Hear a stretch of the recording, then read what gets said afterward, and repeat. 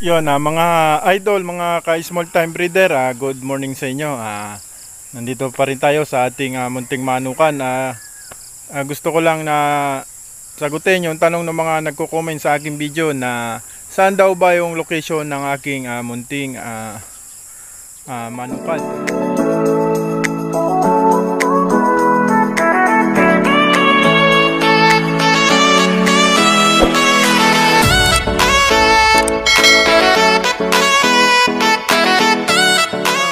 Location po ng aking munting manukan ay nandito po ako sa Marinduque, sa isla ng Marinduque. Doon sa mga nag-inquire po na kung may stag daw po ako, ang release ko po ay November. Bali pinopost ko naman yun doon sa Facebook, or i-update ko na lang kayo dito sa aking munting YouTube channel kasi bawal po dito maglagay ng price sa YouTube. Yun po ay nasa rules ni YouTube. Lalagay ko na lang po dito yung aking Facebook account dito sa gilid para ma-chat nyo po ako. By November po magre-release ako ng siguro mga 10 lang muna yung i-release ko. Paunahan na lang po yung makakakuha kasi pinipili ko po, sinasala ko yung mga quality lang po yung i-release natin. Mahirap naman kung mag-release po tayo ng hindi naman na pasok sa panlasa natin, ay nakakahiya naman doon sa mga kukuha. Mahirap din na magbigay tayo ng ganun kasi mas gusto ko pa yung mas maganda yung feedback na darating sa atin pagdating ng panahon na nagbigay tayo ng maayos na manok. Hindi man natin maipapangako na mananalo yon, pero ang maibibigay natin ay malusog na mga manok, malulusog na mga panlaban. Kasi sa panahon po ngayon wala pong nakakasigurado sa sabong. Kasi pare-parehas ng maayos ang mga linyada, maayos na tari. Ultimo na katulad ko na maliit na breeder na nagbe-breed ako ng mga 30 to 40 heads lang na stag yearly, ay talagang kumukuha po ako ng maayos na linyada. Hindi man sa sikat na talaga na breeder dito sa Pilipinas, ay kumukuha pa rin po tayo ng maayos.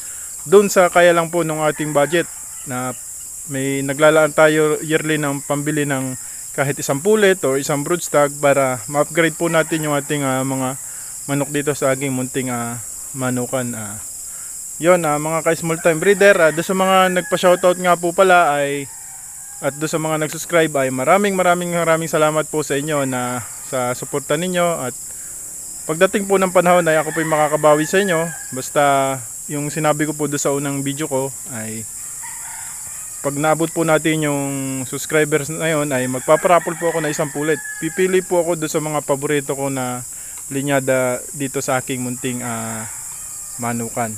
Bali mga ka-small time breeder, ay kakatapos lang natin na intindi doon sa ating munting manukan. Nagpakain na tayo, nagpainom na tayo. Ang ginagawa ko lang naman ngayon ay papakain tayo ng ating maliit na baka. Malaking tulong din sa akin kasi kung wala po tayong grass cutter, ito po ay malaking tulong din na una nakakapagpadami tayo ng baka. Saka hindi na tayo magpapagod, hindi na tayo bibili ng gasolina. Hindi man lahat ay makain niya yung damo dyan, pero napakalaking bagay po na mabawasan na kapag tayo ay merong sariling hayop na ipapakain natin yung mga damo natin dito sa ating munting manok. Kaya lang ang gagawin natin ay babantayan natin. Mahirap yung papakawala natin dito kasi yung mga alaga natin ay nagpuputakan saka lumilipad yung iba. Yun. Ito po ay dalawa, isang karabaw saka isang baka yung aking inalagaan dito sa aking munting manukan. Bali soon ay bibili rin tayo ng alagain na baboy. Kasi yun na lang po yung aking pangarap. Simpleng buhay lang po, at ito dito hilig natin yung pag-aalaga ng manok. Hindi man tayo palaging naglalaban, pero at least pag nagkakaroon tayo ng magandang feedback doon sa kumukuha sa akin ng ilang piraso, may kumukuha sa akin ng 5, may kumukuha ng 10, yun, napakaganda ng feedback. Kaya nagtuloy-tuloy po yung aking pagbibreed ng mga manok. Ito po ay nag-umpisa lang sa isang trio na nabili ko noong 2016 na pakunti-kunti lang yung breed namin nung tatay ko hanggang sa ako'y nainganyo kasi may kumukuha nga sa akin. Tapos maganda yung feedback, nagdagdag ako ng konti pang linyada. Yun nga, nakakuha tayo kay San Telmo ng Maclean Hatch saka nung Boston niya. Kaya lang yung Boston nga hindi nga natin naparami, ang naparami lang natin na yung ating Maclean. Tapos later pumunta nga ako ng Prestag, nakakuha po ako ng pullet kay Sir Ramon de Mayuga ng yung tinatawag niya na mangyan sweater. Kumuha po tayo noon, pullet lang yung nabili natin kasi yun lang po yung angkop sa aking budget, kasi talagang ako'y naglalaan ng para doon. Kapag gusto kong may materialis ako na gustong kunin, ako po ay nag-iipon. Kahit abutin pa ng taon yan, basta pag-iipunan ko yon, saka pag kompleto na yung pera natin, saka tayo kukuha. Mahirap naman yung bibigay natin na hindi naman kaya ng budget natin. Unang-una, talagang sa totoo lang itong pagmamanok ay hindi biro. Kasi maraming gastos, bibili ka ng pagkain, vitamins, kung meron pa magkakasakit dyan, bibili ka ng mga antibiotics. Pero kahit na magastos, kasi passion natin, hindi po tayo re-reklamo kasi passion natin to, talaga dito tayo masaya. Yun, totoo nga yung sinasabi na iba na kapag hilig mo ay talagang kahit mahirap ay itutuloy mo pa rin dahil mayroon kang gustong patunayan pagdating ng panahon. Yun mga ka-small time breeder, samahan nyo ako, magpapakain lang ako ng aking alagang hayop dito sa aking munting manukan. Yun mga ka-small time breeder, ayan, nagpapakain tayo ng ating alagang baka. Po ay may anak na. Ito po ay hindi sa akin, ito ay kay Mrs. Bali kinuha ko lang habang may green na ula-ulahin niya. Nagpupuno din tayo ng tubig sa drum. Ito pong manukan ko ay sinadya kong patubigan. Nung ako'y nakabenta ay ako'y bumili po ng 2 rolyo na polyethylene yan, yung kulay blue. Doon po yan nakakabit doon, sa dulo pa doon. 2 rolyo po ang inubos niyan. Kasi mahirap kung magmamanok po kayo ay walang sariling patubig. Kung tayo magtatabu-tabu lang ay napakahirap. Yung mag-iigib-igib lang tayo ay napakahirap po. Sila. Ayaw kumain. Le.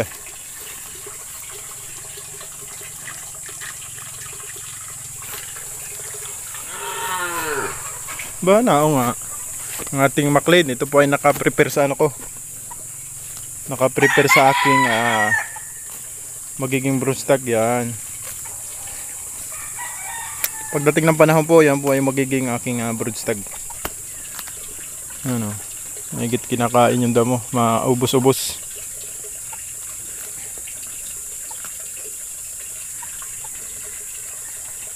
Ito naman po ay pagkatapos kong pakainin ay aking ipapastol na. Itatali ko na dyan sa ano, may makakain.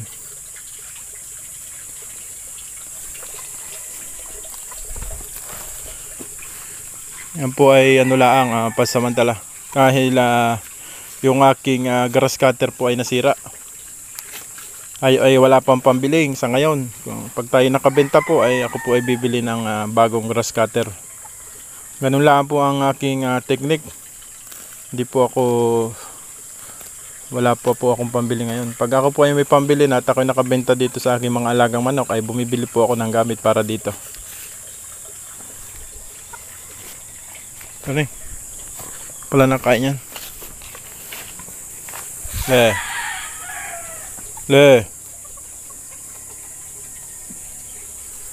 Yun naman yung aking mga idol, yung aking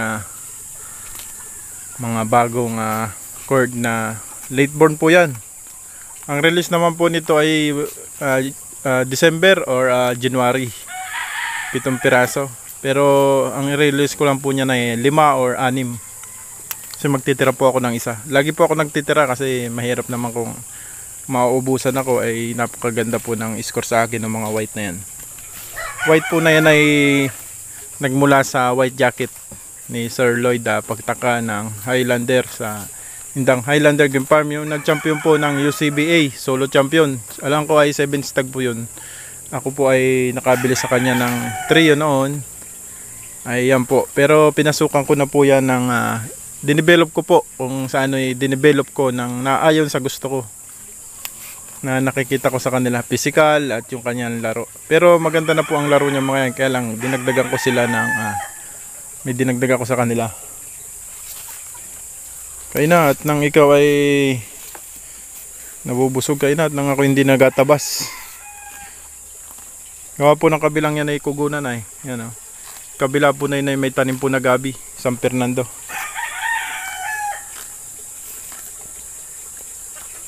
Ari pong baka ko ay nitebo.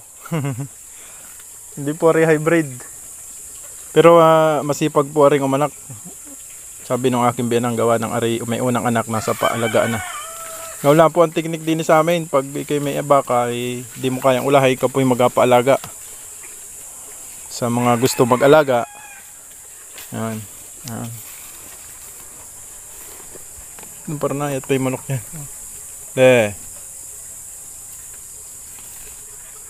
Yan. Ito ayo.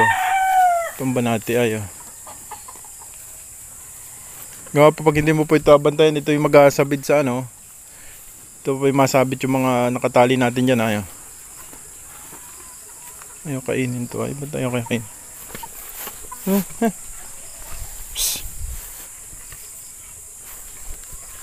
Yan. Banati na ayo. Yan.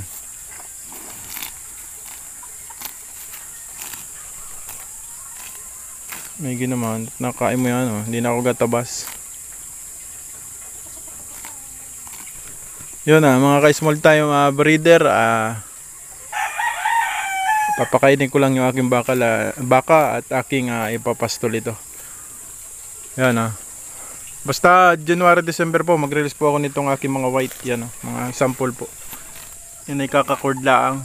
January po, January, December yan, release ko po yung 5 niyan or 6. Pipili lang po ako ng isa dyan na pwede kong gawin broodstag. Pero lahat po yan ay maayos. Yan po ay pinili ko na. Lahat na yan. Yung iba ko pa nandyan. Yan. Ito po ay tamang-tama lang sa aking budget. Yung abot lang ng aking budget. Hindi naman ako nagbe-breed ng hindi kaya ng aking budget. At napakahirap po. Lalo ngayon at sobrang nagtaas talaga yung ating mga gamit sa poultry. Lalo na yung patukan natin ay talagang nagmahal. Yun mga ka-small time breeder, maraming salamat po ulit sa inyong pagsubaybay sa aking munting YouTube channel at ako po ay nagpapasalamat sa inyo sa inyong pag-subscribe. Bali mga ka-small time breeder, hanggang dito na lang yung aking maiksing video at yun, at God bless po at ingat po kayong lahat.